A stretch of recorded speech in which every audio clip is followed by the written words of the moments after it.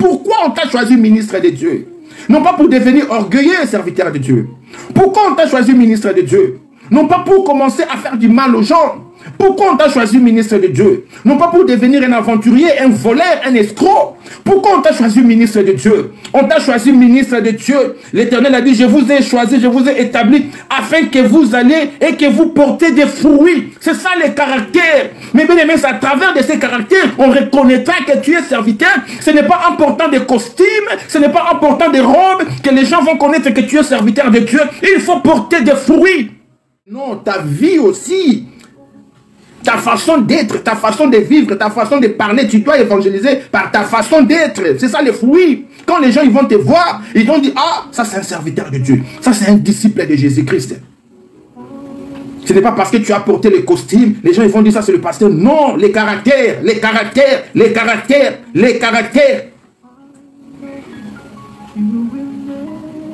Les caractères. Vous savez, il y a des pasteurs de Galates 6.3. Galates 6.3 nous dit, si quelqu'un pense être quelque chose, en réalité, il n'est rien, il s'abuse. L'orgueil a pris l'ampleur dans le niveau pastoral à un niveau très élevé. Vous ne pouvez pas imaginer. Je peux parler avec les païens. Je parle avec un musicien. Il est connu. On parle. Il dit, quand je suis à Paris, est-ce qu'on peut se voir? Un musicien mondain. On parle bien. Mais avec un pasteur, il y a des pasteurs, quand tu parles avec eux, c'est comme si tu regardes comme ça, tu es sale, quoi. Le pasteur, les enfants de Dieu, l'orgueil a pris la place dans les milieux pastoraux à un niveau très... Tu ne peux pas imaginer. Moi, il y a d'autres pasteurs, je ne les appelle même pas. Jésus n'était pas venu pour créer des églises.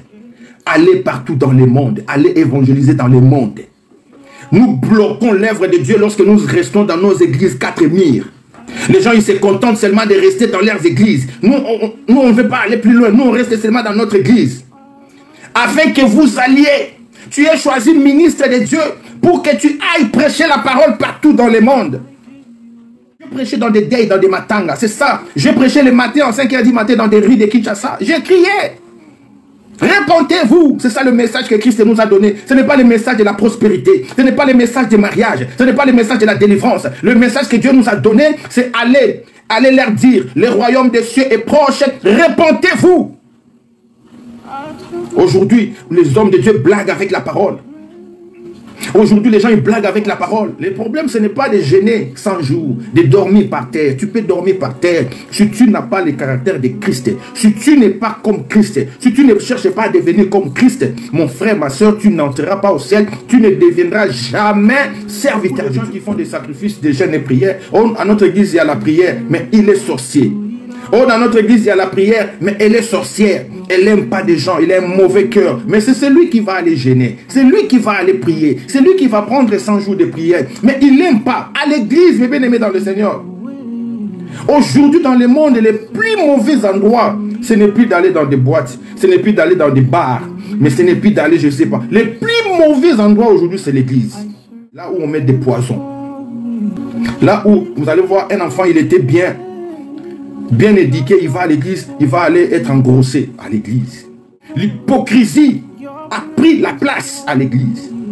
La sorcellerie a pris la place à l'église. Ce n'est pas parce que tu vas à l'église que tu vas aller au ciel. Non. Ce n'est pas parce que tu entres dans un groupe de gens, tu dis, bon, ici c'est l'église. Il y a beaucoup de gens, ils sont morts à cause de l'église. Beaucoup de gens, ils sont devenus malades à cause de l'église. Beaucoup de gens, ils ont perdu la virginité de leurs enfants à l'église. Beaucoup de gens, ils ont perdu leur vie, l'argent à l'église. Je ne vous demande pas de ne pas aller à l'église, mais je suis en train de vous donner des conseils. Lorsque vous allez à l'église, allez comme la femme de perte de sang. Cette femme qui était chassée, restée dans son coin, elle n'avait même pas droit d'aller dans des villes pour aller faire ses courses. Il n'avait pas le droit d'aller dans des villages pour faire des courses. Parce qu'elle était considérée comme lepreux, rejetée de tout le monde. Mais lorsque cette femme a pris la résolution, elle a entendu parler de Jésus. La Bible nous dit, cette femme a eu la résolution. Elle a dit, moi je vais aller voir seulement Jésus et rentrer chez moi. Mais bien aimé, n'allez pas à l'église pour créer des amis là-bas. Quand tu vas à l'église, il faut avoir l'objectif. Avoir une vision claire. Je ne vais pas aller à l'église pour connaître la vie des gens, pour connaître les problèmes des gens.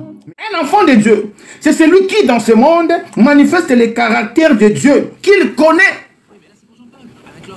Un enfant de Dieu, c'est celui qui manifeste les caractères de Dieu. Un homme de Dieu, c'est celui qui manifeste les caractères de Dieu qu'il connaît. Un homme de Dieu, ce n'est pas seulement les noms, apôtre, pasteur. Un enfant de Dieu, ce n'est pas seulement je suis frère en Christ. Mais non, Christ a dit, si vous portez des fruits et que ces fruits demeurent, demandez tout ce que vous voudriez. Et toi, tu demandes et tu ne portes pas de fruits. Et les fruits ne demeurent pas en toi. C'est deux choses différentes. Vous voyez? La Bible dit, si vous portez des fruits et que ces fruits demeurent. Lorsqu'on dit un homme de Dieu, un enfant de Dieu, c'est celui qui, dans ce monde, manifeste les caractères de Dieu. Il